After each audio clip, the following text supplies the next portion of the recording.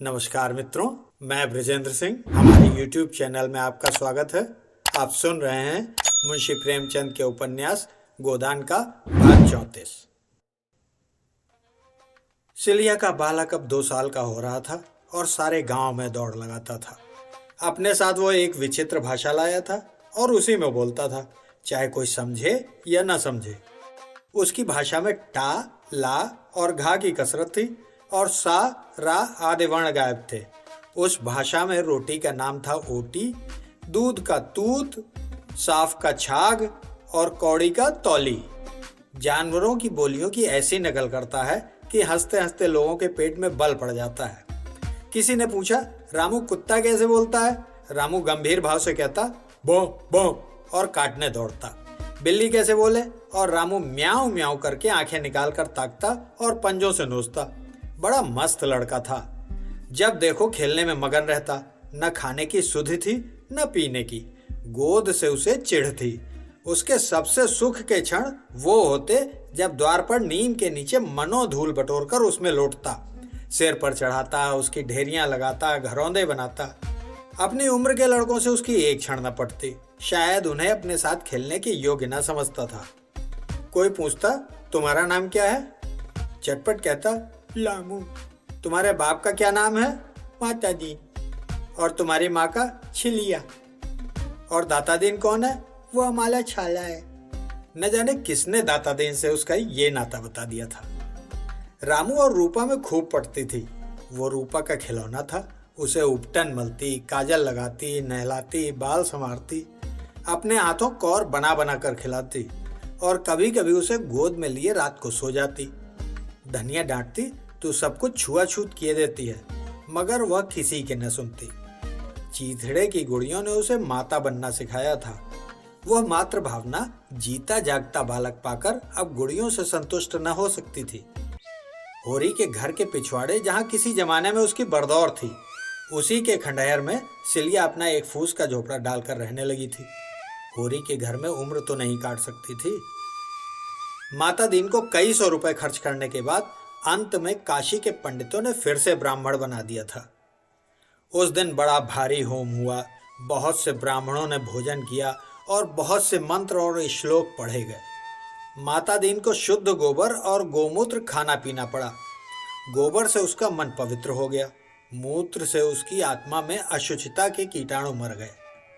लेकिन एक तरह से इस प्रायश्चित ने उसे सचमुच पवित्र कर दिया।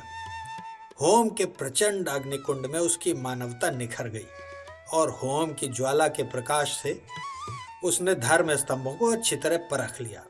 उस दिन से उसे धर्म के नाम से चिढ़ हो गई। उसने जनेऊ उतार फेंका और पुरोहिती को गंगा में डुबा आया। अब वह पक्का खेतिहर था। उसने ये भी देखा, यद्यपि विद्वानों ने उसका ब्राह्मणत्व तो स्वीकार कर लिया, लेकिन जनता अब भी उसके हाथ का पानी नहीं पीती।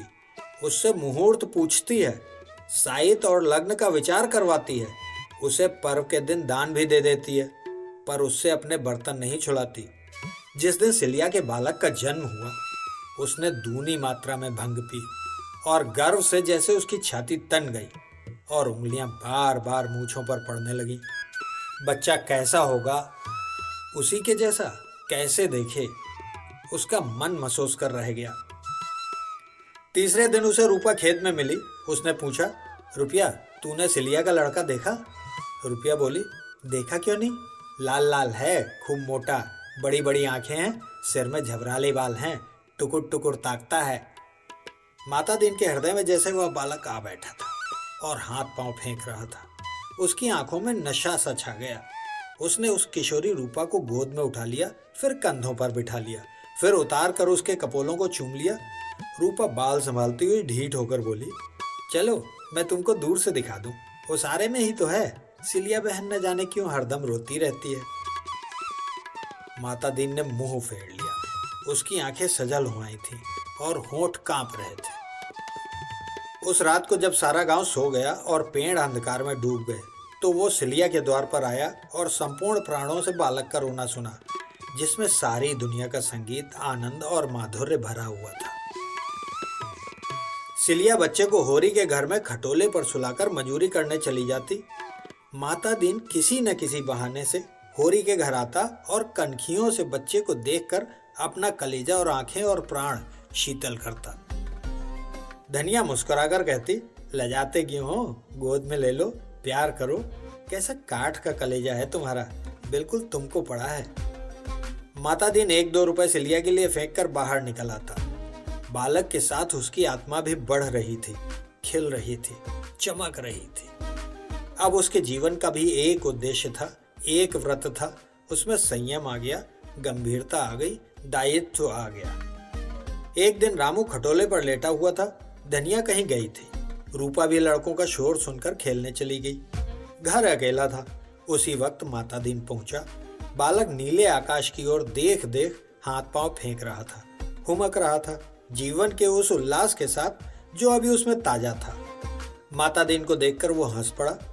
माता दीन स्नेह विवल हो गया। उसने बालक को उठाकर छाती से लगा लिया। उसकी सारी देह और हृदय और प्राण रोमांचित हो उठे, मानो पानी की लहरों में प्रकाश की रेखाएं कांप रही। बच्चे की गहरी, निर्मल, अथाह, मोद भरी आंखों में जैसे उसको जीवन का सत्य मिल गया। उसे एक प्रकार का भय सा लगा, मानो वह दृष्टि उसके हृदय में चुभ जाती हो। वह कितना अपवित्र है, ईश्वर का वह प्रसाद कैसे छू सकता है। उसने बालक को संशय मन के साथ फिर लेटा दिया। उसी वक्त रूपा बाहर से आ गई और वो बाहर निकल गया। एक दिन खूब ओले गिरे। सिलिया घास लेकर बाजार गई हुई थी। रूपा अपने खेल में मगन थी। रामू अब बैठने लगा था। कुछ कुछ बकवा चलने भी लगा था। उसने जो आंगन में बिनौले बिछे देखे तो समझा बताशे फैले हुए हैं। कई उठाकर खाए और आंगन में खूब खेला। रात को उसे ज्वर आ गया। दूसरे दिन निमोनिया हो गया। तीसरे दिन संध्या समय सिलिया की गोद में ही बालक के प्राण निकल गए। लेकिन बालक मरकर भी सिलिया के जीवन का केंद्र बना रहा। उसकी छाती में दूध का उबाल सा आता और आंचल भीग जाता। उसी क्षण आंखों से आंसू भी निकल पड़ते। पहले सब कामों से छुट्टी पाकर रात को जब वह रामू को हिये से लगाकर स्तन उसके मुंह में दे देती तो मानो उसके प्राणों में बालक की स्फूर्ति भर जाती। तब वह प्यारे प्यारे गीत गाती, मीठे मीठे स्वप्न देखती और नए नए संसार रचती, जिसका राजा रामू होता। अब सब कामों से छुट्टी पाकर वह अपनी सूनी झोपड़ी में रोती थी और उसके प्राण तड़पते थे उड़ जाने के लिए उस लोक में जहां उसका लाल इस समय भी खेल रहा होगा। सारा गांव उसके दुख में शरीक था। रामू कितना चोंचाल था, जो कोई बुलाता उसी की गोद में चला जाता। मरकर और पहुंच से बाहर होकर वह और भी प्रिय हो गया था। उसकी छाया उससे कहीं सुंदर, कहीं चोंचाल, कहीं लुभावनी थी। माता दीन उस दिन खुल पड़ा। पर्दा होता है हवा के लिए। आंधी में पर्दे उठा के रख दिए जाते हैं कि आंधी के साथ उड़ न जाएं। उसने शवों को दोनों हथेलियों पर उठा लिया और अकेला नदी के किनारे तक ले गया, जो 1 मील का पाट छोड़कर पतली सी धार में समा गई थी। 8 दिन तक उसके हाथ सीधे न हो सके। उस दिन वह जरा भी नहीं लजाया, जरा भी नहीं झिझका और किसी ने कुछ कहा भी नहीं, बल्कि सभी ने उसके साहस और दृढ़ता की तारीफ की। होरी ने कहा, यही मर्द का धर्म है, जिसकी बाह पकड़ी उसे क्या छोड़ना। धनिया ने आंखें नचाकर कहा, मत बखान करो, जी जलता है, यह मर्द है। मैं ऐसे मर्द को नामर्द कहती हूँ। जब बाह पकड़ी थी तब क्या दूध पीता था कि सिलिया बामनी हो गई थी। 1 महीना बीत गया। सिलिया फिर मंजूरी करने लगी थी।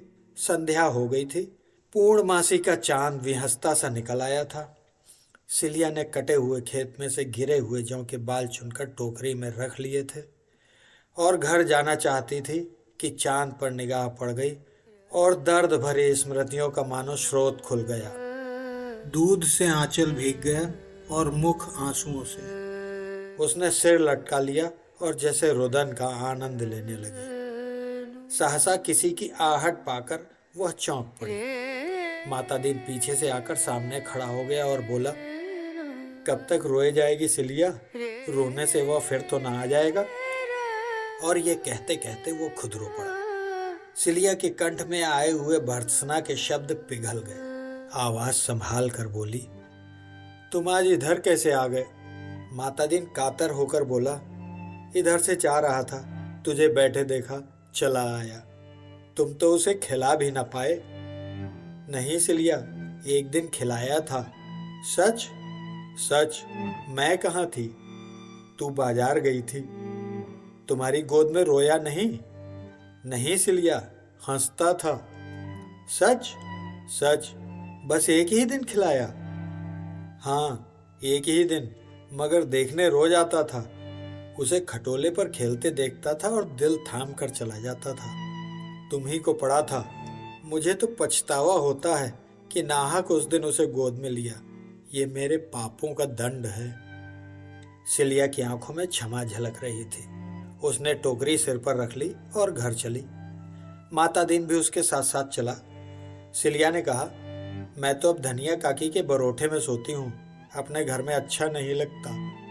धनिया मुझे बराबर समझाती रहती थी। सच? हाँ, सच। जब मिलती थी समझाने लगती थी। गांव के समीप आकर सिलिया ने कहा, अच्छा, अब इधर से अपने घर जाओ, कहीं पंडित देख न ले। मातादीन ने गर्दन उठाकर कहा, मैं अब किसी से नहीं डरता। घर से निकाल देंगे तो कहाँ जाओगे? मैंने अपना घर बना लिया है। सच? हाँ, सच। कहाँ? मैंने तो नहीं देखा। चल तो दिखाता हूँ। दोनों और आगे बढ़े। मातादीन आगे था, सिलिया पीछे। होरी का घर आ गया। मातादीन उसके पिछवाड़े जाकर सिलिया की झोपड़ी के द्वार पर खड़ा हो गया और बोला, यही मेरा घर है। सिलिया ने अविश्वास, क्षमा, व्यंग और दुख भरे स्वर में कहा, ये तो सिलिया चमारिन का घर है। मातादीन ने द्वार की टाटी खोलते हुए कहा, ये मेरी देवी का मंदिर है।